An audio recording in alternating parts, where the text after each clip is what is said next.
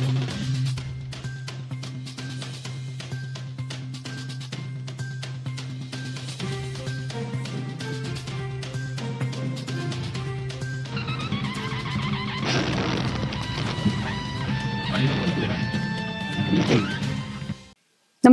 आपण पाहता हिरकणी न्यूज.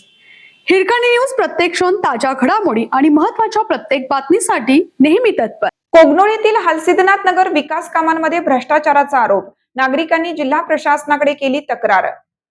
कोगनोळी येथील हलसिद्धनाथ नगर परिसरात सन 2022-23 ते 2024-25 या कालावधीत महात्मा गांधी राष्ट्रीय ग्रामीण रोजगार हमी योजना मनरेगा अंतर्गत करण्यात आलेल्या रस्ता मुर्मीकरण व गटार बांधकामाच्या कामामध्ये मोठ्या प्रमाणात अनियमितता व भ्रष्टाचार झाल्याचा आरोप स्थानिक नागरिकांनी केला आहे.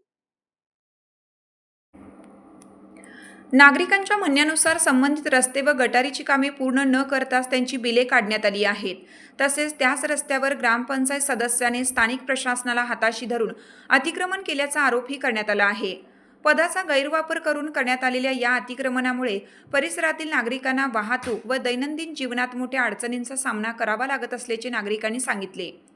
या प्रकरणी स्थानिक नागरिकांनी जिल्हा प्रशासनाकडे लेखी तक्रार दाखल करून संबंधित कामांची सखोल चौकशी करून दोषींवर कारवाई करण्याची मागणी केली आहे. आम्हाला न्याय मिळणार का असा सवाल नागरिकांनी उपस्थित केला असून प्रशासनाने तात्काळ दखल घ्यावी अशी मागणी होत आहे.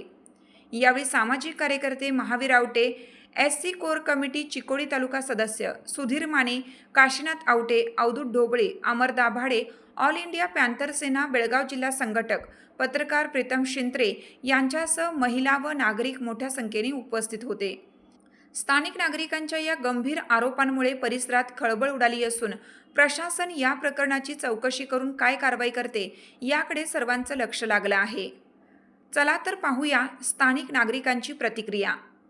रामदास ढोबळे, कोगनोळी प्रतिनिधी, हिरकणी न्यूज मीडिया.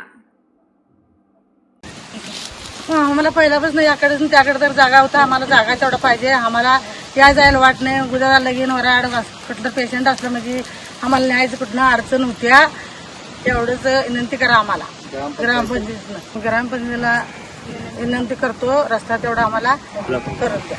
2022-23 या आर्थिक वर्षात नरेगामधून मंजूर झालेला हा रस्ता अतिक्रमण करून ग्रामपंचायत सदस्यांनी हडपलेला आहे. तसेच 2025-26 साली मंजूर झालेली गटर अर्धवट करून तिची पूर्ण बिलं काढून घेण्यात आलेली आहेत. यामध्ये ग्रामपंचायत सदस्य, अधिकारी, PDO हे सगळे सामील असून या सर्वांच्यावर कायदेशीर कारवाई करावी अशी आम्ही मागणी जिल्हा परिषदेकडे केलेली आहे.